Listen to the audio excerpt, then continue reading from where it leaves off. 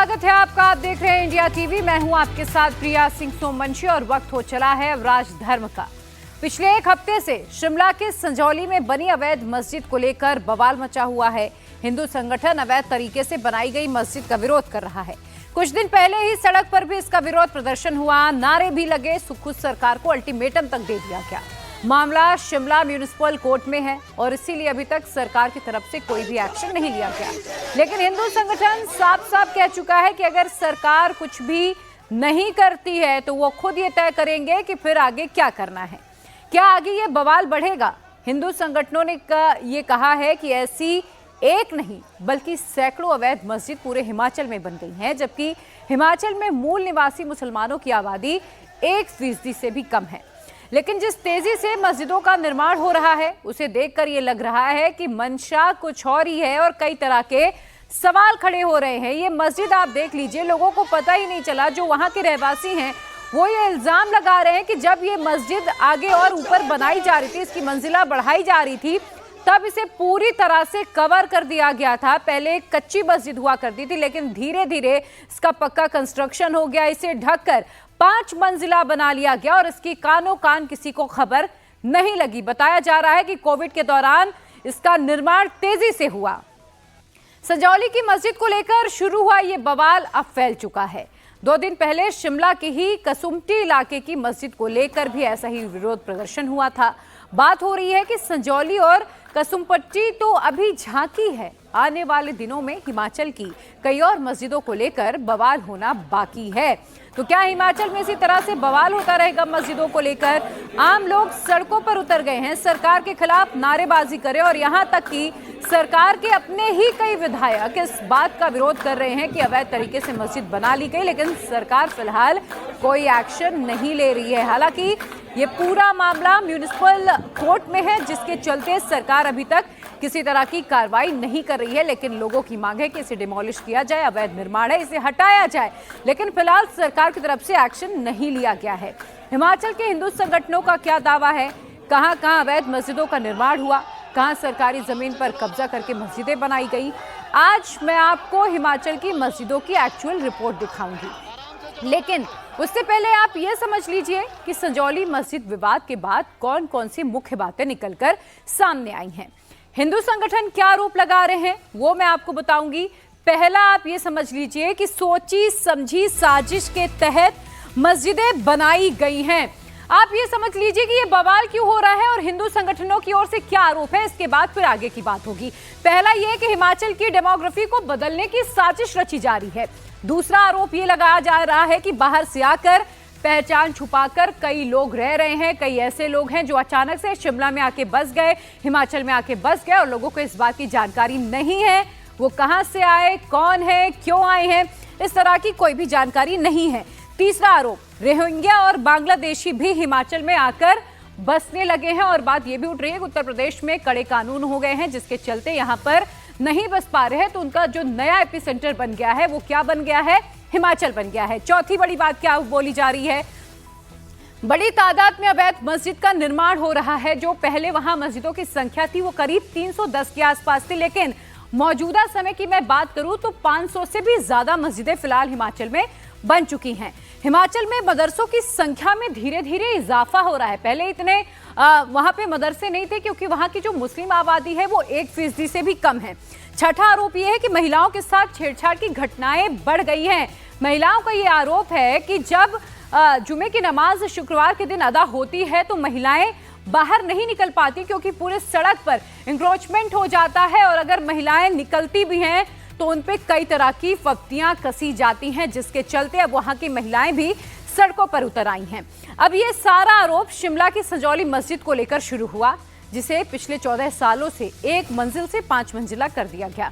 ना किसी तरह का नक्शा पास कराया गया, ना म्यूनिसिपल कॉर्पोरेशन से परमिशन ली गई। संजौली मस्जिद के इंतजामिया को कई बार नोटिस भी भेजा गया है, लगभग 35 बार नोटिस दिया गया, लेकिन अवैध निर्माण का काम नहीं रुका, जारी रहा और कोविड में बहुत तेजी से यहां पर कंस्ट्रक्शन भी हुआ है। शिमला की संजौली मस्जिद को लेकर अब देखिए कई बड़े सवाल खड़े हो रहे हैं। वो क्या क्या सवाल है वो मैं आपके सामने रखती हूँ। शिमला की संजौली मस्जिद पर हंगामा क्यों मचा हुआ है? सबसे पहले तो ये जान लीजिए, क्या मस्जिद में अवैध रूप से निर्माण हुआ है? क्योंकि बताया जाता है कि शिमला में अगर आपको 2 मंजिल से ऊपर बनवाना है तो फिर आपको परमिशन लेने की जरूरत होती है, लेकिन इस पूरे मामले में ऐसा नहीं किया गया है। दूसरा सवाल, जमीन सरकार की है या फिर वक्फ बोर्ड की? इसको लेकर भी अभी फिलहाल बहस छिड़ी हुई है। हालांकि वक्फ बोर्ड का ये दावा है कि जमीन उनकी है, लेकिन कई लोग ये कह रहे हैं कि ये सरकारी जमीन पर बना हुआ है। जो आम लोग हैं, जब उनके वकील कोर्ट में पेश हुए तो उनकी तरफ से भी यही दलील दी गई कि ये सरकारी जमीन पर मस्जिद बनाई गई है, अवैध निर्माण कराया गया है, सरकारी जमीन को हड़पा गया है और इसीलिए डिमोलिश की कार्रवाई होना चाहिए। 5 अक्टूबर को केस की अब अगली सुनवाई होगी। एक सुनवाई हो चुकी है, लेकिन 5 अक्टूबर की तारीख अगली दे दी गई है और इस पर म्युनिसिपल कोर्ट अपना फैसला सुना सकता है। जब आप संजौली के मेन रोड से इस मस्जिद को देखेंगे तो आपको समझ में आएगा कि यहाँ पे भी इस खिड़की को कवर करने के लिए तिरपाल लगा है। ऊपर की कंस्ट्रक्शन बिल्कुल रॉ है, आपको स्पष्ट दिखाई दे रही है। कुछ चटाइयां दिखाई दे रही हैं और टॉप फ्लोर पर तो आपको कुछ भी नहीं दिखाई दे रहा है। सीढ़ियां अनफिनिश्ड हैं, फर्श अनफिनिश्ड है, बस बाहर का स्ट्रक्चर खड़ा दिखाई दे रहा है। स्थानीय लोग आरोप लगाते कि जो इस एंगल से आपको 3 मंजिल दिखाई दे रही हैं, ये 3 मंजिल कोरोना काल के दौरान बनी है।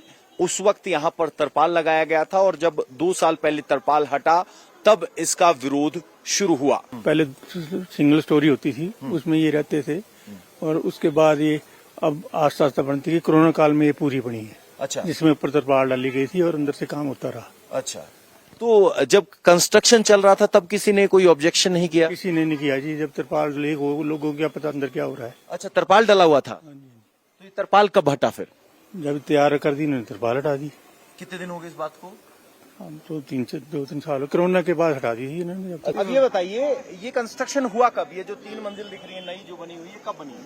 ये बनी थी, ये कोरोना टाइम में बनी थी जी। कोरोना टाइम में हुआ था और बनी थी और ये मतलब रात को ये मतलब दिन में रात में थोड़ा बहुत काम लगा रहता था। ये है। कितने लोग आ जाते हैं यहाँ नमाज के लिए एक दिन में? शुक्रवार हजारों की संख्या में आते हैं और इकट्ठे हो जाते हैं। दूसरा यूपी बन जाता है यहाँ पे और चलने फिरने में भी बड़ी दिक्कत होती है। तो विवाद कब शुरू हुआ? इसका कंस्ट्रक्शन अगर कोरोना काल में हुआ तो ये 2019-20 के 21 तक बनी होगी। 44 जो पेशियां हैं लग चुकी है कोर्ट के अंदर और ये कॉरपोरेशन की भी, हमारे जो प्रशासन है उनका भी उसमें थोड़ा मतलब कि पर जो है लापरवाह है। तो आप लोगों का आरोप सुन रहे हैं। लोगों का ये आरोप है कि कोरोना काल में इसका निर्माण तेजी से हुआ। पहले जहां 100-150 की संख्या में नमाज अदा करने आया करते थे लोग, और अब इसकी संख्या बढ़कर 1000 तक पहुंच गई है। ये लोग कौन है, कहां से आए हैं, क्यों आए हैं, इस बात की जानकारी किसी की नहीं है और इसीलिए ये भी कहा जा रहा है कि इनके रिकॉर्ड्स भी चेक होने चाहिए कि ये आखिर मूलतः कहां के निवासी हैं। हिंदू संगठनों की तरफ से ये दावा किया जा रहा है कि गुपचुप तरीके से हिमाचल प्रदेश के इस्लामीकरण की कोशिश हो रही है। हिंदू जागरण मंच की तरफ से एक आंकड़ा भी जारी किया गया। इस आंकड़े में ये बताया गया है कि हिमाचल में कितनी तेजी से मस्जिद और मदरसे बढ़ रहे हैं। आइए अब आपको मैं एक आंकड़ा दिखाती हूं कि पहले जो मस्जिदों की संख्या थी हिमाचल में वो कितनी थी और अब बढ़कर कितनी हो गई है। बीबीएन की सबसे पहले बात कर लेते हैं। यहाँ पर करीब 60 मस्जिदें थी और शिमला की मैं बात करूं तो हिमाचल में कहां कितनी मस्जिदें हैं। और हिंदू जागरण मंच का जो दावा है, शिमला में 48 मस्जिदें, मंडी की बात करूं तो 31 और हमीरपुर में 15, बिलासपुर 34, सिरमौर 130, ऊना की मैं बात करूं तो यहां पर 52, कुल्लू की बात करूं तो 10, इसके अलावा सोलन की मैं बात करूं तो 13, कांगड़ा की बात करूं 40 और चंबा में 47 मस्जिदें हुआ करती थी। ये हिंदू जागरण मंच की ओर से दावा किया गया कि पहले इतनी मस्जिदें थी, लेकिन फिलहाल इसकी संख्या बढ़ चुकी है। हिंदू संगठनों का यह भी कहना है कि हिमाचल में सिर्फ मस्जिद ही नहीं तेजी से बढ़ी है, बल्कि मदरसों की संख्या भी बढ़ गई है। इस वक्त अगर मैं बीबीएन की बात करूं तो 3 मदरसे यहां पर संचालित हो रहे हैं। सिरमौर की बात करूं तो 7 मदरसे फिलहाल सिरमौर में इस वक्त संचालित किए जा रहे हैं। बिलासपुर में 2 मदरसे चल रहे हैं, चंबा में कुल 9 मदरसे संचालित किए जा रहे हैं और कांगड़ा में 1, ऊना में 1, शिमला में 6 मदरसे इस वक्त संचालित किए जा रहे हैं। हिंदू जागरण मंच के मुताबिक इन सभी मदरसों में पढ़ने वाले मौलवी गैर हिमाचली हैं, जो कि मदरसे में विशेष प्रकार की शिक्षा देते हैं। लेकिन अब देखिए, आरोप तो बहुत गंभीर है, क्या सरकार इसकी जांच करवाएगी, ये सबसे बड़ा सवाल बना हुआ है। संजौली में मस्जिद के विवाद के बाद अब हिमाचल में मस्जिदों की संख्या को लेकर दावे किए जा रहे हैं कि संख्या बहुत ज्यादा बढ़ी है। और दावा करने वाले हमारे साथ हैं कमल गौतम। कमल गौतम जी, आपका क्या दावा है, पूरे हिमाचल में कितनी मस्जिदें? देखिए, मैं हिंदू जागरण मंच के महामंत्री के रूप में जब काम कर रहा था हिमाचल प्रदेश में, उस समय हमने एक सर्वे करवाया था कोविड के दौरान और कोविड के बाद। उसकी रिपोर्ट हमने कंपाइल करी थी पूरे हिमाचल प्रदेश से, सभी जिलों से। तो एक चौंकाने वाला आंकड़ा हमारे पास निकल करके आया था। सरकारी आंकड़ों में उस समय जो हमारे पास रिपोर्ट्स थी, उसमें लगभग 390-96 के आसपास मस्जिदें सरकारी आंकड़ों में दिखाई गई थी। जबकि जो हमने धरातल की वास्तविक रिपोर्ट इकट्ठी करी, हमने जानकारियां एकत्रित करी सभी जिलों से, तो उसकी कुल संख्या जो है 520 से अधिक निकल करके हमारे सामने आई। और ये बहुत चौंकाने वाला आंकड़ा था कि कोविड काल के बाद जो है अचानक से इतनी संख्या कैसे बढ़ गई। तो कहीं ना कहीं ये सारा निर्माण जो है गुपचुप तरीके से निरंतर चल रहा था और इस पर ना तो कहीं सरकार की नजर थी, ना ही हिंदू समाज की नजर थी। तो अचानक से जब ये सर्वे सामने आया तो उस समय एक प्रकार से शासन प्रशासन में भी हड़कंप मच गया कि एकदम से ये कैसे आंकड़ा बढ़ गया। तो ये जो षड्यंत्र था, ये षड्यंत्र लंबे समय से चल रहा है और हिमाचल प्रदेश की डेमोग्राफी को बदलने के लिए एक बहुत बड़ा षड्यंत्र जो है बड़े स्तर पे हो रहा है। आप डेमोग्राफी बदलने का आरोप लगा रहे हैं, किस आधार पर? देखिए, अगर हम 2001 के जो हमारा जनगणना का आंकड़ा है और 2011 का जो जनगणना का आंकड़ा है, उसके बीच का अगर हम अंतर देखें तो 2011 में जो है जो प्रतिशत आया है उसमें बहुत बढ़ोतरी हुई है। दिक्कत उनके नमाज पढ़ने से नहीं है, दिक्कत जिन घटनाओं को वो अंजाम दे रहे हैं यहाँ पर आकर के, दिक्कत उससे है। हिमाचल प्रदेश की शांति व्यवस्था को भंग करने का काम कर रहे हैं वो लोग यहाँ आकर के। आप देखिए, संजौली की मस्जिद में अभी जो विवाद हुआ वो कब शुरू हुआ? जब एक हिंदू लड़के को पीटा गया, उसकी हत्या करने का प्रयास किया गया, उसका सिर फोड़ा गया, उसके सिर में जो है लगभग 20 के आसपास टांके लगे। उसके बाद जो है लोगों का आक्रोश फूटा और वो लोग, जिन लोगों ने उसके साथ मारपीट की, वो लोग कौन थे और कहां वो लोग छुपे? आप देखिए, वो मारपीट करने के बाद जो है वो लोग उसी संजौली की मस्जिद में आकर के छुपे। तो जो उत्तर प्रदेश में योगी सरकार ने जो इनके ऊपर कार्रवाई की है अपराधियों के ऊपर, वहां से बहुत से अपराधी भाग करके यहाँ हिमाचल की शांतवादियों में आकर के एक सेफ हाइड आउट जो है हिमाचल आज इनके लिए बन गया है, यहाँ आकर के छिप रहे हैं। जब से ये जमातें आनी शुरू हुई बाहर से, सहारनपुर से, आपके दारुल उलूम देवबंद से जो लोग आ रहे हैं, वो यहाँ आकर के यहाँ की इन अवैध मस्जिदों में ठहर रहे हैं और इनकी संख्या इतनी अधिक है कि आप हैरान होंगे कि एक एक मस्जिद में 50-50 लोग ठहरते हैं आकर के और उनका कोई पता नहीं होता है कौन कहां से आया, कहां से नहीं आया। और यहां आकर के वो यहाँ के स्थानीय मुसलमानों को भी भड़काने का काम कर रहे हैं। आज से 15 साल पहले, 20 साल पहले हिमाचल प्रदेश के किसी भी शहर में बुर्का और ये छोटे भाई का पजामा और बड़े भाई का कुर्ता, जालीदार टोपी देखने को नहीं मिलती थी। आज आप देखिए, हिमाचल प्रदेश का कोई शहर, कोई जिला, कोई गांव नहीं छूटा है जहां पर ये लोग आपको बुर्के में घूमते हुए ना मिले या इस्लामिक जो है उसमें ना मिले। जबकि इससे पहले यहाँ का हिमाचल का मुसलमान तो यहाँ का जैसा हमारा कल्चर है, यहाँ का खान पान है, यहाँ की वेशभूषा है, उसके अनुसार रहता था। तो देखिए, जो ये पूरा विरोध है, ये हिमाचल के मुसलमानों का विरोध नहीं है। वहां के लोगों को हिमाचल के मुसलमानों से कोई दिक्कत नहीं है, दिक्कत है जो बाहरी आकर हिमाचल में बस गए हैं। हिमाचल में हिंदू संगठन के लोग जो आरोप लगा रहे हैं उसमें कितनी सच्चाई है, उसे समझने के लिए अब आपको कुछ आंकड़े में दिखा देती हूं। हिमाचल की डेमोग्राफी बदलने का आरोप लगाया जा रहा है। साल 1971 मुस्लिम आबादी अगर हिमाचल की हम बात करें, करीब 50,000 के आसपास थी। साल 2011 में ये आबादी बढ़ गई और मुस्लिम आबादी करीब 1.5 लाख के आसपास यहां पर पहुंच गई। 40 साल में 197% से ज्यादा ग्रोथ हुआ है। अब देखिए, मैं आपको साल दर साल बताती हूं कि ग्रोथ किस तरह से हुआ है। चंबा 14,000 1971 में हुआ करते थे, 2011 में बढ़ के 32,000 हो गए और ग्रोथ रेट कितना रहा? 128% रहा। अब सिरमौर की बात करूं तो 11,000 के आसपास 1971 में आंकड़ा था, 33,000 ये बढ़कर हो गया 2011 में। यहां पर ग्रोथ रेट और ज्यादा 204% हुआ। तो यहां पर बहुत तेजी से आबादी बढ़ी मुस्लिम की। कांगड़ा की मैं बात करूं तो 12,000 1971 में थे, 20,000 हो गए फिलहाल 2011 के आंकड़ों के अनुसार। और यहां पर 68% की जो ग्रोथ रेट है वो दर्ज की गई। शिमला की मैं बात करूं तो 4,000 हुआ करते थे 1971 में, 12,000 हो गए 2011 में और 172% इजाफा यहां की आबादी में हुआ। मंडी की बात करूं तो 3000 1971 में थे और साल 2011 में इनकी संख्या बढ़कर करीब 10,000 हो गई और 202% इजाफा यहां आबादी में हुआ है। मुसलमानों की आबादी बढ़ी तो उनकी मस्जिद, मदरसे और कब्रिस्तान भी बढ़ गए। हिंदू संगठनों के लोगों को यही आपत्ति है। उनका यह कहना है कि यहाँ की डेमोग्राफी बदलने के लिए बाहर से लोग आकर बस रहे हैं, बाहर से लोगों को बसाया जा रहा है और कई लोग तो यहाँ तक ये आरोप लगा रहे हैं कि जब उत्तर प्रदेश में कानून बहुत कड़ा हो गया, यहाँ पर ऐसे घुसपैठ करना आसान नहीं रहा, तो फिर ऐसे में जो सेफ हाउस से पैसेज के रूप में चुना गया, एपी सेंटर चुना गया घुसपैठियों का, वो चुना गया है। जो बांग्लादेश से आने वाले लोग हैं, जो दूसरे देशों से आने वाले मुस्लिम्स हैं, वो कहां शरण ले रहे हैं? हिमाचल में। इस वक्त हम शिमला के चिरौठी इलाके में हैं। ये किसी का घर है और यहां से जद शुरू होती है कब्रिस्तान की। कहा जाता है ये जमीन वक्फ बोर्ड की है और यहां पर मुर्दे दफनाए जाते थे। फिलहाल ऐसी कोई नई कब्र नहीं है, लेकिन यहां पे भी नई कंस्ट्रक्शन दिखी है और ये सनोली के नजदीक है। तो आपको जरा आगे बढ़ते हुए दिखाते हैं। तो यहां आपको ये खाली इलाका दिखाई देगा, इसमें कोई आपको कब्र नहीं दिखाई देगी, बहुत सारा झाड़ झंखाड़ है। लेकिन पड़ोसी बताते हैं कि यहां पर जो नया कंस्ट्रक्शन देख रहे हैं आप, नई झोपड़ी बनी है, हरे रंग का कवर है, नई पूरी शीट आपको दिखाई दे रही है, ये 2 महीने पहले ही बनकर तैयार हुई है।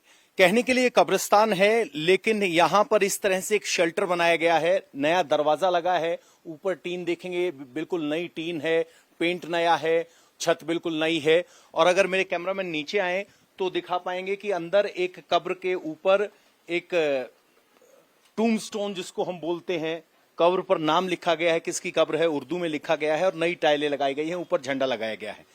अब यहां आसपास के रहने वाले लोग आपत्ति जता रहे हैं और वो कह रहे हैं कि अगर इसी तरह का कंस्ट्रक्शन किसी पहाड़ की खाली जमीन पर आम आदमी करे तो म्युनिसिपल कॉर्पोरेशन उस पर एक्शन करती है। इधर आइए सर, आपका नाम क्या है और इस स्ट्रक्चर से आपको आपत्ति क्या है? सर ऐसा है, हमारा ये बोलने का मतलब है, ये जब अब भी 2 महीने में तैयार हुई है। फिलहाल अगर हमारे किसी हिंदू भाई ने बाय द वे किसी ने यहाँ पर कोई खोखा टाइप या कुछ बना दिया होता, एमसी कब का तोड़ देती। अब सर इस पे कोई ऑब्जेक्शन ही नहीं है, ना कुछ है, बनती जा रही है। आप देखो आसपास के लोगों में कितना भय, यहाँ पर रात को आते हैं, बच्चे बेचारे डरते हैं। नहीं, ये कब्रिस्तान है, वक्फ की जमीन है, तो इस पर क्या आपत्ति? सर क्यों नहीं आपत्ति, क्या ही क्यों सर, आप देखो यहाँ स्थानीय से पूछो ना आप सर, अब इनसे पूछ के देखो आप, आपत्ति तो क्यों नहीं है। ये अब भी तो बनाई हुई इन्होंने सब कुछ नया किया हुआ है, या पहले से, हाँ बिना परमिशन पहले से होता हम लोग मानते कि पहले से। ये तो कहते हैं 1950 से पहले का है, पर ये देख लो आप, नई बनाई हुई है सब कुछ है, आजकल नया बना हुआ है, ये तो कब्जा कर रहे हैं शरियाम। तो इनका कहना है कि ये जमीन भले ही वक्फ की हो, यहाँ पर कब्रिस्तान हो, देखे तो पहले की कुछ पुरानी कब्र यहाँ दिखाई दे रही है। पड़ोसी बताते हैं कि जमीन वक्फ की ही है, लेकिन सवाल इस कंस्ट्रक्शन पर उठ रहे हैं कि इस जमीन पर यह कंस्ट्रक्शन क्यों किया गया है बिना किसी परमिशन के, और इसी परमिशन की वजह से इसे लोग इलीगल बता रहे हैं, क्योंकि शिमला में इस तरह का कोई भी कंस्ट्रक्शन बिना किसी परमिशन के नहीं किया जा सकता। ऐसा नहीं कि ऊपर है, अगर आप नीचे देखेंगे तो एक बहुत बड़ा पिलर लाया गया है, लगभग 24 इंच का पिलर है। तो इसका मकसद, यहाँ पे आके सरिये छोड़ दिए हैं, इसका मकसद सिर्फ ये टीन का शेड नहीं। स्थानीय लोग आरोप लगाते हैं ये तो शुरुआत भर है, क्योंकि पिलर इधर भी दीवार देके बहुत चौड़ा बनाया गया है और इधर भी 24 इंच का पिलर है। इस तरीके से यहाँ बाकायदा बेस तैयार करते हुए यहाँ पगडंडी बनाई गई है और इसी को आगे चलकर बड़े कंस्ट्रक्शन में तब्दील किया जाएगा। इस तरह की आशंका यहाँ के स्थानीय लोग दिखा रहे हैं, जिसकी वजह से अब शिमला में इस तरह के निर्माण पर आपत्ति हो रही है। हमारे संवाददाता पवन नारा ने जब और पड़ताल की तो उन्हें शिमला के ईदगाह मैदान में भी एक ऐसी ही मस्जिद नजर आई। लोगों ने कहा कि आजादी के पहले की मस्जिद है, जबकि मस्जिद का स्ट्रक्चर देखकर कोई भी आसानी से अंदाजा लगा सकता है कि यह नई मस्जिद है। पवन ने और पड़ताल की तो ये जानकारी सामने आई कि यहाँ रहने वाले ज्यादातर लोग उत्तर प्रदेश से आकर यहाँ पर बसे हुए हैं। इस वक्त हम ईदगाह मैदान में हैं और यहाँ पर महफूज मलिक साहब हमारे साथ हैं।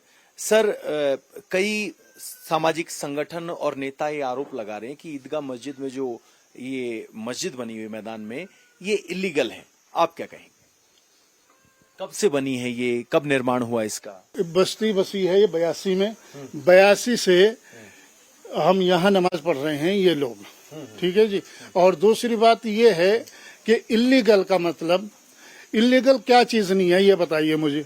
इलीगल तो आधे शिमले से ज्यादा है इलीगल, समझे जी। कोई मस्जिद ही थोड़ा इलीगल है नहीं।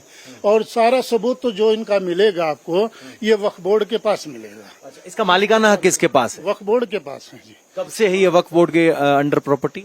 ये वक्फ पहले तो था पंजाब वक्फ बोर्ड, फिर ये बाद में बना हिमाचल वक्फ बोर्ड। पंजाब वक्फ बोर्ड के उसी में ही था अंडर में, और फिर ये आया हिमाचल वक्फ बोर्ड के अंदर में। 86 में जब आप आए तो कहाँ से आए? मैं कस्बा गंगो, तहसील नकोड़, जिला सहारनपुर से मैं यहाँ पे आया था। अच्छा। जो यहाँ पर फिलहाल मकानात बने हुए हैं, ढारे बने हुए हैं, वो 150 के करीब बने हुए हैं। 150 के करीब जी। तो यहाँ कह रहे हैं कि अगर आप इलीगल की बात करेंगे तो आधे से ज्यादा शिमला इलीगल है। आपको एक चीज दिखा दूं, अंदर मीटर लगा हुआ है, पीछे बिजली बोर्ड का कनेक्शन है, और अगर आप देखेंगे तो यहाँ सड़क बनी हुई है, सामने पानी की पाइप दिख रही है तो पानी का कनेक्शन है। ऊपर अगर आप जाएंगे तो वहां एक और आपको मीटर दिखाई दे रहा है, लिखा गया है ईदगाह ग्राउंड, गेट नंबर 1। ईदगाह ग्राउंड का इतिहास कुछ ऐसा है कि महात्मा गांधी यहाँ स्वतंत्रता संग्राम के दौरान आए थे, उन्होंने एक सभा को संबोधित किया था, इसलिए भी 1921 में ईदगाह मैदान यहाँ शिमला का, उसका ऐतिहासिक जिक्र आता है। लेकिन यहाँ का कंस्ट्रक्शन आप देखेंगे, बिजली के बिल तो हैं, मीटर तो हैं, लेकिन ये सारा टेम्पररी कनेक्शन है, या कहें कि टेम्पररी कंस्ट्रक्शन है, और इसी तरह से बनाए हुए हैं। सर, फिर यहाँ तो अगर इन्होंने बनाए हैं तो यहाँ जमीन का मालिकाना हक तो गैर हिमाचली को हो नहीं सकता, फिर ये बने कैसे? देखो, ये वक्फ बोर्ड की प्रॉपर्टी है, इसमें हिमाचली गैर हिमाचली नहीं आता है। वक्फ बोर्ड की प्रॉपर्टी जो है वो गरीब आदमी के लिए है, चाहे वो हिमाचली हो चाहे वो गैर हिमाचली हो, और बेवाओं के लिए है, और मदारिस के लिए है, मसाजिद के लिए है। अच्छा, जिसका इससे किराया जो आता है, जैसे बाजार में आधा बाजार, लोअर बाजार जो है वो वक्फ बोर्ड का है, उसमें दुकानें हैं, उनका जो किराया आता है तो वो भी वक्फ बोर्ड को ही जाता है। उसमें वो पैसा बेवा औरतों को भी जाता है, मदारिस में भी कुछ खर्च होता है, और भैया कुछ मस्जिदों में जो इमाम हैं, मौलवी रखे जाते हैं नमाज पढ़ाने के लिए, मुअज्जिन रखा जाता है अजान पढ़ने के लिए, समझे ना, उसके लिए वो पैसा खर्च होता है। अच्छा, ये बिजली के बिल का जो मीटर लगा हुआ है, बिल किसके नाम का आता है? बिल जिसने धारा बनाया है, मकान बनाया है, उसी के नाम से आता है। अच्छा, तो ये बिल दिखा पाएंगे हमें? तो एक बिल, आइए कि जरा बिल दिखाते हैं, आप उससे अंदाजा लगाइएगा कि किस तरीके से यहाँ कई साल से बिजली का मीटर लगा हुआ है, बाकायदा रिहायश है। देखने में आपको स्पष्ट दिखाई देगा कि ये टेम्पररी कनेक्शन, टेम्पररी कंस्ट्रक्शन है। पीछे मस्जिद बनी है, और मस्जिद को अगर कैमरामैन दिखाएं तो 1, 2, 3 और 3.5 मंजिल इसको बोल सकते हैं, लगभग 3.5 मंजिल बोलते हैं, 3 है तो 3 मंजिल है। ऊपर एक शेड है, क्योंकि यहाँ बर्फ गिरती है तो शेड के नीचे भी एक एरिया होता है, तो उसको आधी मंजिल कई लोग गिनते हैं, आधी लोग नहीं गिनते हैं। बिजली के बिल की बात हुई तो ये है Himachal Pradesh state electricity board का बिल, इलेक्ट्रिसिटी बिल। महफूज मलिक के नाम पे ये बिल है। इनका ईदगाह कॉलोनी, लक्कड़ बाजार, शिमला है, सब डिवीजन लिखा हुआ है। बिल साइकिल मंथली है, 19 जून से 13 जुलाई तक का ये बिल है। 322 रुपए का एनर्जी चार्ज है, और इस तरीके से बिल आता है। तो बाकायदा जो यहाँ ईदगाह मैदान में जिसका मकान है, जिसके यहाँ ईदगाह कॉलोनी में जो घर बने हुए हैं, ये सारे हैं इलीगल, लेकिन इनके पास बाकायदा पानी का कनेक्शन है, बिजली का कनेक्शन है, बिजली का बिल इनके निजी नाम पे आता है। चलिए आगे बढ़ेंगे और अब बात करेंगे उत्तर प्रदेश की। लखनऊ बिल्डिंग हादसे में सीएम योगी आदित्यनाथ घायलों का हालचाल जानने के लिए अस्पताल पहुंचे हैं। मलबे से जिंदा बचाए गए 28 लोग जो थोड़े बहुत जख्मी हुए हैं, उनका इस वक्त अस्पताल में इलाज जारी है, और उन्हीं से मुलाकात करने के लिए सीएम योगी आदित्यनाथ पहुंचे हुए हैं। सीएम योगी ने हादसे को लेकर अफसरों से रेस्क्यू ऑपरेशन में तेजी के निर्देश दिए थे, और अभी भी मलबे को हटाने का काम निरंतर जारी है। प्रशासन के मुताबिक अब मलबे में किसी के दबे होने की आशंका बेहद कम है। सीएम योगी आदित्यनाथ लगातार हालात पर नजर बनाए हुए हैं। थोड़ी देर पहले घायलों से मिलकर उनका हालचाल जानने के लिए सीएम योगी आदित्यनाथ खुद अस्पताल में पहुंचे थे। लखनऊ के ट्रांसपोर्ट नगर में कल अचानक 3 मंजिला बिल्डिंग भरभरा कर गिर गई थी, जिसके बाद हड़कंप मच गया था। हादसे में अब तक 8 लोगों ने अपनी जान गंवा दी। मलबे में दबे 28 लोगों को इलाज के लिए अस्पताल में भर्ती कराया गया है। हादसे के बाद पूरे शहर में कोहराम मचा हुआ है। लखनऊ के ट्रांसपोर्ट नगर इलाके में ये 3 मंजिला बिल्डिंग थी। तीनों मंजिल पर अलग अलग गोदाम चल रहे थे। चश्मदीदों के मुताबिक बिल्डिंग पहले से ही जर्जर हालत में थी और कल माल लोडिंग के लिए ट्रक बैक करने के दौरान पिलर से टकरा गई, जिसके बाद पूरी बिल्डिंग ताश के पत्तों की तरह भरभरा कर गिर गई। रेस्क्यू ऑपरेशन पूरी रात चला। मलबे को हटाने का काम अभी तक जारी है। डॉग स्क्वाड की मदद से सर्च भी किया जा रहा है कि अभी कोई मलबे में कहीं दबा तो नहीं है। हालांकि इस बात की आशंका कम है। हादसे के बाद पूरे इलाके में चीख पुकार मच गई। 35 से 40 लोगों के मलबे में दबे होने की सूचना के बाद हड़कंप मच गया था। युद्ध स्तर पर तुरंत रेस्क्यू ऑपरेशन शुरू हुआ। एनडीआरएफ, एसडीआरएफ, नगर निगम, फायर ब्रिगेड और पुलिस की मदद से तुरंत मलबे को हटाने का काम शुरू कर दिया गया। जो नीचे मलबे के दबे हुए लोग थे उन्हें निकालने का काम शुरू हुआ। मलबे में दबे लोगों को बचाने के लिए बगल की बिल्डिंग की दीवार काटकर रास्ता बनाया गया। 28 घायलों को अस्पताल में भर्ती कराया गया है। 8 लोगों की इस पूरे हादसे में जान चली गई। हादसे के दौरान तीनों फ्लोर के गोदामों में कुछ लोग मौजूद थे। लखनऊ के ट्रांसपोर्ट नगर में 3 मंजिला इमारत जमींदोज होकर भरभरा कर गिर गई। अब तक 8 लोगों की मौत हो गई है, जबकि 28 लोग जख्मी हुए हैं। 15 घंटे से युद्ध स्तर पर रेस्क्यू ऑपरेशन जारी है। सीएम योगी आदित्यनाथ खुद हालात पर नजर बनाए हुए हैं। लगातार अफसरों से बात कर अपडेट ले रहे हैं। राहत बचाव में तेजी लाने के निर्देश भी दिए हैं। 3 मंजिला बिल्डिंग में तीनों फ्लोर पर गोदाम बने हुए हैं। काम करने वाले लोग वहां पर मौजूद थे और जैसे ही ये पूरा हादसा हुआ, पूरे इलाके में हड़कंप मच गया। ये बड़ा सा इलाका आप देखिए किस तरीके से, ये 10,000 स्क्वायर फीट से ज़्यादा का इलाका है। किस तरीके से यहाँ पर दवा के गोदाम थे, इसके अलावा जो गिफ्ट आइटम होते हैं उसका गोदाम था, और इसके अलावा व्यवसायिक की बिल्डिंग थी। बनाई भी मजबूत गई है देखने से, लेकिन प्रथम दृष्टया ऐसा लगता है कि जो ट्रक यहाँ पर अनलोडिंग करने के लिए आया था, जब वो ट्रक बैक साइड में पार्क करने के लिए जा रहा था, उसी दौरान बताते हैं कि ट्रक बैक साइड में जाते समय शायद कोई पिलर ट्रक की चपेट में आया है और धीरे धीरे भरभरा करके ये बिल्डिंग गिर गई है। हालांकि बिल्डिंग गिरने में थोड़ा वक्त लगा है, इसी वजह से कुछ लोग जो अंदर थे, क्योंकि उनकी संख्या ज्यादा बताई जा रही है, उनको बाहर निकलने का मौका भी मिल गया, लेकिन ज्यादातर लोग अंदर फंस गए, जिसमें अब तक 8 लोगों की मौत हो चुकी है, 28 लोग घायल हो चुके हैं। इस बिल्डिंग का जो नक्शा है वो लखनऊ विकास प्राधिकरण यानी कि LDA से पास था, लेकिन किस हालात में बिल्डिंग गिरी, किन वजहों से बिल्डिंग गिरी, बिल्डिंग गिरने की वजह ट्रक की पिलर में टक्कर ही है या कोई और भी है, इसको लेकर के तमाम जो जांच है वो जारी है। अभी भी आप देखिए कि SDRF और NDRF के जो एक्सपर्ट्स हैं वो तमाम यहाँ पर मौजूद हैं। डॉग स्क्वाड को मौके पर बुलाया गया है। डॉग स्क्वाड से भी बाकायदा चेकिंग कराई गई है कि कोई इंसानी जान तो अंदर मौजूद नहीं है, और जो यहाँ SDRF और NDRF के जवान मौजूद हैं उनके हेलमेट में बाकायदा लाइट लगा हुआ है, यानी कि फुल्ली इक्विपमेंट के साथ यहाँ पर SDRF और NDRF के जो लोग हैं वो फिलहाल रेस्क्यू ऑपरेशन कर रहे हैं। इस अगर पोकलैंड के आप पीछे भी देखेंगे तो SDRF और NDRF के लोग मैनुअल सर्च भी कर रहे हैं, ताकि कोई भी अंदर ना फंसा रह जाए। इस बात की न सिर्फ तस्दीक की जा सके बल्कि इस बात को एस्टैब्लिश भी किया जा सके।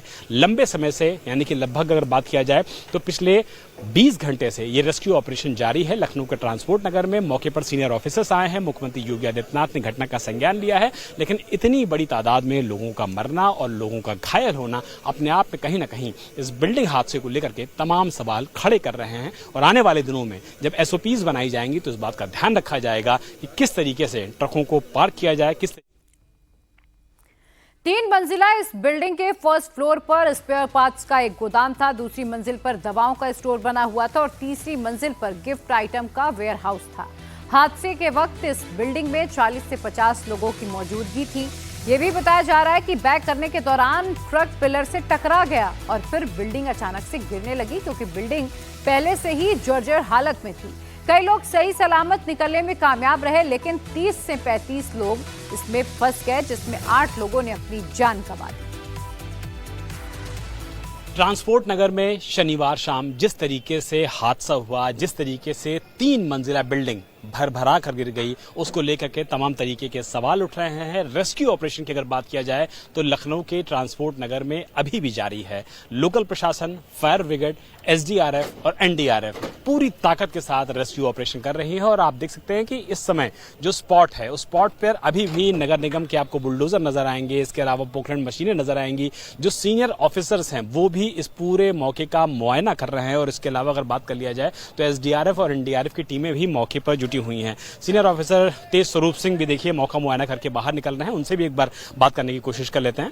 सर, कोई इंसानी जान अंदर मौजूद तो नहीं, क्या लग रहा है सर? अब तक तो लगातार काम चल रहा है और बड़ी सावधानी से इसमें एनडीआरएफ एसडीआरएफ की टीम काम कर रही है और डॉग स्क्वाड भी बीच बीच में लगा करके देखा जा रहा है। और अभी तक तो अभी कुछ नहीं है, लेकिन किसी भी संभावना से इनकार नहीं किया जा सकता, इसलिए जब तक पूरा काम समाप्त न हो जाए। क्या उम्मीद कर रहे हैं सर, रेस्क्यू ऑपरेशन कब तक कंप्लीट कर लिया जाएगा? युद्ध स्तर पर काम चल रहा है। काम युद्ध स्तर पर चल रहा है, कोशिश की जाएगी कि शाम तक इसको कंप्लीट कर लिया जाए, देर रात तक। सर, प्रथम दृष्टया कुछ समझ में आ रहा है सर बिल्डिंग गिरने का कारण क्या रहा? अब ये तो एलडीए के बाकी जो लोग हैं इसके टेक्निकल वो बताएंगे क्यों गिरी है, तो उसकी अलग से रिपोर्ट आएगी तो समझ में आ जाएगा। और एलडीए अपनी जो फॉल्ट होगी, क्या फॉल्ट है वो देखेंगे अपने स्तर पर, बाकी विवेचना स्तर पर टेक्निकल रिपोर्ट ली जाएगी और उसके आधार पर जो हादसे के तुरंत बाद एनडीआरएफ, एसडीआरएफ, फायर फाइटर्स, नगर निगम की टीमें मौके पर मौजूद थी। पुलिस के तमाम जो आला अफसर हैं वो भी वहां पर पहुंच गए। स्थानीय पुलिस की मदद से लोगों को बचाने का काम शुरू हुआ। अभी भी राहत और बचाव का कार्य जारी है। रक्षा मंत्री और लखनऊ से सांसद राजनाथ सिंह ने डीएम से फोन पर बात कर पूरे मामले की जानकारी ली। अस्पताल में भर्ती घायलों के मुताबिक अचानक से बिल्डिंग गिरी और फिर एरिया मलबे का ढेर बन गया। लोगों को संभलने का भी बहुत मौका नहीं मिल पाया। लखनऊ के ट्रांसपोर्ट नगर में जो हादसा हुआ है, इस पूरे मामले की जांच चल रही है। जांच के बाद नतीजा सामने आएगा, लेकिन अभी तक क्या फैक्ट सामने आए हैं, किस तरीके से रेस्क्यू ऑपरेशन किया जा रहा है, एलडीए के जोनल अधिकारी अतुल कृष्ण सिंह जी हमारे साथ बातचीत करने के लिए मौजूद हैं। सर, कल जब आप लोग को जानकारी मिली, आप लोग मौके पर पहुंचे, तो क्या स्थिति पाया और क्या बताया गया हादसे का प्रथम दृष्टया कारण? हम लोगों को जब जानकारी हुई तो यहाँ तुरंत पहुँचे हम लोग। तो थोड़ा हम लोग लेट थे, इसके पहले यहाँ रेस्क्यू शुरू हो गया था और फिर हम लोग, हमारे यहाँ से भी सारे वरिष्ठ अधिकारी आए और रेस्क्यू में हम लोग लग गए। बीच में देर हो गई थी, ऑफिस बंद, फिर हम लोगों ने फिर भी ये पता चला गया कि इसके नक्शे उक्शे के बारे में जानकारी प्राप्त किया जाए। तो ये पता चला कि 2010 में इसका नक्शा पास था। ये भी जानकारी हम लोगों ने अपने स्टाफ से, पूर्व स्टाफ से पता किया और कुछ लोकल जानकारी और इकट्ठे करने की कोशिश की कि इस। चलिए अब बात करेंगे यूपी के बहराइच में खूंखार भेड़िए के खौफ की, जिसके साए में पिछले 52 दिनों से बहराइच के लोग जी रहे हैं। भेड़िए की दहशत किस तरह से वहां पर बढ़ गई है वो आपको बताऊंगी। आदमखोर के डर से लोग दिन रात जागने के लिए मजबूर हो गए। वन विभाग की टीम बहराइच में डेरा डाले हुए हैं। वाइल्ड लाइफ एक्सपर्ट्स भी इस ऑपरेशन में जुटे हुए हैं, लेकिन फिर भी लंगड़ा भेड़िया और उसका साथी पूरे तामझाम पर हर बार पानी फेर देता है। आज इंडिया टीवी की टीम बहराइच में ऐसी जगह पहुंची जहां अभी तक कोई भी चैनल नहीं पहुंचा। महसी इलाके के सिकंदरपुर गांव से कई किलोमीटर अंदर घने जंगल में भेड़िया की बहुत सारी मांद मिली है। इंडिया टीवी की टीम ने यहां पहुंचकर बारीकी से पड़ताल की। पूरी डिटेल आपको बताएंगे, लेकिन सबसे पहले बहराइच में भेड़िए के आतंक और ऑपरेशन आदमखोर की 10 तस्वीरें मैं आपको दिखा देती हूँ। पिछले 72 घंटों में भेड़िए ने 2 लोगों को अपना शिकार बना लिया। आदमखोर भेड़िए को पकड़ने के लिए वन विभाग की टीमें लगातार जंगलों की खाक छान रही हैं। कई जगहों पर उन्हें पकड़ने के लिए पिंजरे और जाल भी बिछाए गए, चारा रखा गया, लेकिन भेड़िया पकड़ में नहीं आया। वन विभाग की टीम ने अभी तक 4 भेड़ियों को पकड़ा भी, लेकिन 2 ऐसी भेड़िए हैं जो अभी तक पकड़ में नहीं आ रहे और वही असली आदमखोर हैं। गन्ने के खेत में भेड़ियों की तलाश हो रही है। ड्रोन से निगरानी भी हो रही है। चप्पे चप्पे पर कैमरे लगा दिए गए। बहराइच में शूटर्स ने भी डेरा डाला हुआ है। प्रशासन ने अब जंगल से सटे लोगों के घरों में दरवाजे लगाने का काम भी शुरू किया है, ताकि भेड़िए के हमले से गांव वालों को बचाया जा सके। लोग आदमखोर भेड़िए के खौफ में जी रहे हैं। खूंखार भेड़िया अब तक 10 लोगों को मौत की नींद सुला चुका है। सिकंदरपुर के जिस जंगल में भेड़ियों की मांद मिली है, अब मैं आपको वहां की तस्वीरें दिखाऊंगी। कैसे भेड़ियों ने जंगल में मांद बनाई हुई है। पेड़ के चारों तरफ भेड़ियों ने अपनी मांद बनाई। भेड़िए शिकार करने के बाद यहीं आकर आराम करते हैं। ये मांद कुछ दिन पहले की ही बनाई हुई नजर आ रही है, जो कई फीट तक गहरी है। भेड़िए ने पेड़ के अगल बगल करीब 8 से 10 मांदें बना रखी हैं। वन विभाग को भी इस घने जंगल में भेड़ियों की मांद होने का शक था और इसीलिए वन विभाग ने इस पीपल के पेड़ के 3 तरफ थर्मल सीसीटीवी कैमरे भी लगाए हैं, जिससे भेड़ियों की तस्वीर इस कैमरे में कैद होए और एग्जैक्ट लोकेशन क्या है भेड़ियों की वो पता लगाया जा सके।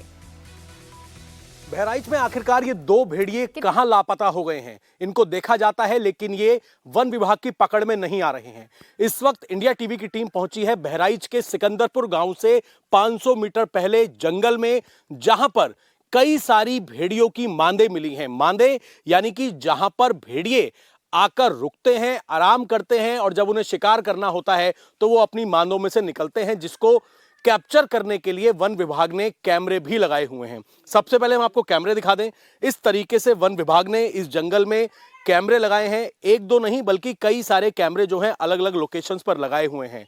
और इन कैमरों को लगाने का मकसद क्या है, वो मकसद हम आपको दिखा रहे हैं। इंडिया टीवी पहला चैनल है जो आपको ये मांदे जो हैं वो दिखा रहा है। मैं चाहूंगा इसके अंदर गांव के लोग जो हैं, इस लाठी से आप इसकी गहराई का अंदाजा लगा सकते हैं कि कितनी अंदर तक ये जो मांद है वो भेड़ियों ने बनाई हुई है। जब भेड़िए कहीं पर हमला कर देते हैं, हमला करने के बाद, शिकार करने के बाद वो जंगल में आते हैं और जंगल में आने के बाद ये देखिए, ये दूसरी मांद है। पहली मांद हमने आपको दिखाई, उसके बाद ये दूसरी मांद जो है वो हम आपको दिखा रहे हैं। इनके अंदर भेड़िए पहुंचते हैं और पहुंचने के बाद यहां पर आराम करते हैं। एक बार दोबारा तस्वीरें देखिए, मांद नंबर 1 और उसके बाद ये 5 से 6 फीट की दूसरी मांद नंबर 2। इस तरीके से वो जमीन के अंदर गड्ढा करके अपनी मांद बनाते हैं और उनकी तस्वीरों को कैप्चर किया जा सके, इसके लिए इस तरीके से वन विभाग ने पेड़ों पर अपने कैमरे जो है वो चैन और ताले से बांधकर लगाए हुए हैं। 2 मांद हमने आपको दिखाई, अब हम आपको दिखा रहे हैं तीसरी मांद। ये देखिए, ये पेड़ है, पीपल का पेड़ है, काफी पुराना। और यहां पर आगे जाके मेरे सहयोगी अमित ठाकुर आपको दिखाएंगे कि पेड़ की बिल्कुल जड़ों में ये देखिए कितनी गहरी मांद है। मैं चाहूंगा यहां पर भी एक बार आप डंडा करके दिखाएं कि कितनी गहराई है। ये देखिए, भेड़िया आराम से कहीं से हमला करेगा और करने के बाद इस तरीके से आके जो उसने मांदे बनाई हुई हैं पेड़ों की जड़ों में, कितनी गहरी होगी ये मांद? ये होगी 6 फीट। 6 फीट। आइए आप इधर आइए। तो देखिए, हमने आपको 3 मांद दिखाई, उसके बाद देखिए ये चौथी मांद है। पेड़ों की अलग अलग जड़ों में इस तरीके से मांदे बनाई हुई हैं और गांव के लोग जो है वो बेहद दहशत में है, क्योंकि अब तक भेड़िया पकड़ में नहीं आ रहा। हर दूसरे दिन खबर आती है कि भेड़िए ने कहीं हमला कर दिया। अब सोचिए, वन विभाग इन मांदों तक नहीं पहुंच पाया, लेकिन इंडिया टीवी यहां पर पहुंचा है। कुछ लोग यहां पर मौजूद हैं गांव के, उनसे बात करेंगे। क्या नाम है आपका? सुंदरम शुक्ला। सुंदरम शुक्ला। ये कौन सा गांव है? सिकंदरपुर। और ये जो हम मांदे देख रहे हैं, ये कब से आप लोगों को पता लगा कि यहाँ पर भेड़ियों ने इतनी मांद बनाई? 1 हफ्ता से। 1 हफ्ते से। कितनी मांदे हैं यहाँ? ये हैं 6-7 छोर। 6-7 मांदे। तो यहाँ भेड़िया कब देखा गया था आखिरी बार? तीसरा दिन है। 3 दिन पहले? हाँ, 3 दिन पहले। तो यहाँ पर वन विभाग आता है? वन विभाग के कल सुबह टीम आई है, तब कैमरा बंद है। कैमरे बंद है। तो अभी आप लोग रात में जब सोते हैं, क्योंकि आपके तो बिल्कुल गांव के आसपास है, तो आप लोगों को भी दहशत है कि भेड़िया कभी आ जाए? दहशत है। सिकंदरपुर गांव के लोगों का कहना है कि इसी जंगल में पेड़ के आसपास कई बार उन्होंने 2 भेड़िए को देखा है। वो अक्सर शिकार करने के लिए इसी मांद से निकलता है और फिर शिकार करने के बाद इसी मांद में वापस घुस जाता है। भेड़ियों का ये मांद इतने घने जंगल में है कि आसानी से ड्रोन की नजर भी इस मांद पर नहीं पड़ सकती है। भेड़िया जो है अलग अलग जगह पर, खास तौर पे जो ग्रामीण इलाके हैं, देखिए दूसरा कैमरा, एक कैमरा हमने आपको दिखाया, ये वन विभाग ने दूसरा कैमरा जो है यहाँ पर बांधा हुआ है ताला लगाकर, और ताकि जब भी यहाँ पर भेड़िया आए उसकी तस्वीरें इसके अंदर कैप्चर हो जाएं, ताकि उसको ढूंढने में आसानी रहे वन विभाग की। तीसरी तरफ हम आपको एक चीज और दिखाते हैं। यहाँ पे गांव के लोगों का कहना है कि जो जानवर है उसके बैठने के निशान जो है यहाँ पर हैं। ये देखेंगे आप तो कुछ खुदाई यहाँ पर हो रखी है, जैसे कि कोई जानवर यहाँ पर आकर बैठा हो। इस लोकेशन पर अक्सर भेड़िया आता जाता हुआ दिखाई देता है, ऐसा लोगों का कहना है। और तीसरा कैमरा आप देखिए सामने, पेड़ पर एक और कैमरा इसलिए बांधा हुआ है क्योंकि यह पता लगा है कि अपनी मांदों से निकलने के बाद यहां पर आकर भेड़िया बैठता है, और लोगों का ऐसा कहना है कि इन्हें लगता है कि रात को यहां पर भेड़िया बैठा होगा। और भी कुछ लोग हैं यहां पर गांव के, उनसे एक बार हम बात करेंगे। ये जैसा आपको जमीन दिख रही है, कच्ची जमीन है मिट्टी की, तो मांद से निकलने के बाद ऐसा लग रहा है जैसे रात को यहां पर आके जो भेड़िया है वो बैठा होगा। कुछ और लोग यहाँ पर मौजूद हैं। आपका क्या नाम है? ओम त्रिवेदी। ये बताइए, ओम की वन विभाग की टीम यहाँ पर आ रही है, और आपको क्या लगता है, क्योंकि आपके तो बिल्कुल घरों के पास मांदे हैं? आती है, मगर चौराहे पर रहती है, यहाँ पर नहीं आती है। रात को आती है, फोटो खींच के छोड़ के चले जाते हैं, बैठती नहीं, ना ड्यूटी देते हैं। 24 घंटे ड्यूटी नहीं देते, चौराहे पर आते हैं और फिर चले जाते हैं फोटो खींच के, बस कि हम ड्यूटी करने आए हैं, फिर नहीं रुकते हैं। तो यहाँ तो मांदे साफ साफ नजर आ रही हैं कि इतनी सारी परसों उनको खबर मिली तब आए, खाली कैमरा लगा गए, बाकी यहाँ जांच वाच करने नहीं आते हैं। इससे पहले 17 जुलाई को सबसे पहले घटना वाला जो तीसरी घटना हुई थी, यही पड़ोस में एक मक्का पुरवा पड़ता है, वहीं पे हो, यहाँ से उसकी दूरी कुल मिलाकर 100 मीटर की है, और यहीं से घटना ये वो हुई थी जी। तो देखिए, इस तरीके से कैमरों की मदद ली जा रही है, लेकिन लोगों की ये शिकायतें हैं कि गांव से बाहर ही टीम पहुंचती है फॉरेस्ट विभाग की, गांव के अंदर जहां पर ये मांदे हैं, ये देखिए यहाँ पर इस तरीके का निशान है कि कोई जानवर यहाँ पर बैठा होगा, और हमने मांदे आपको दिखाई कि कितनी सारी, देखिए एक मांद और मैं आपको दिखा रहा हूँ, 6 से 7 मांदे जो हैं इस सिकंदरपुर गांव में 500 मीटर पहले, ये देखिए 3 मांद यहाँ पर हैं, ये देखिए मांद नंबर 1, 3 हम आपको दिखा चुके हैं, ये चौथी मांद है, इस तरीके से 5वीं और ये 6ठी, और एक और यहाँ पर मांद बताई जा रही है। तो भेड़िया आसानी से पहुंचेगा, और वो इतनी फुर्ती से आता है, इन मांदों के अंदर घुस जाता है, तो उसको समय रहते पकड़ने की कोशिश करनी चाहिए, ये यहाँ पर गांव के लोगों का कहना है।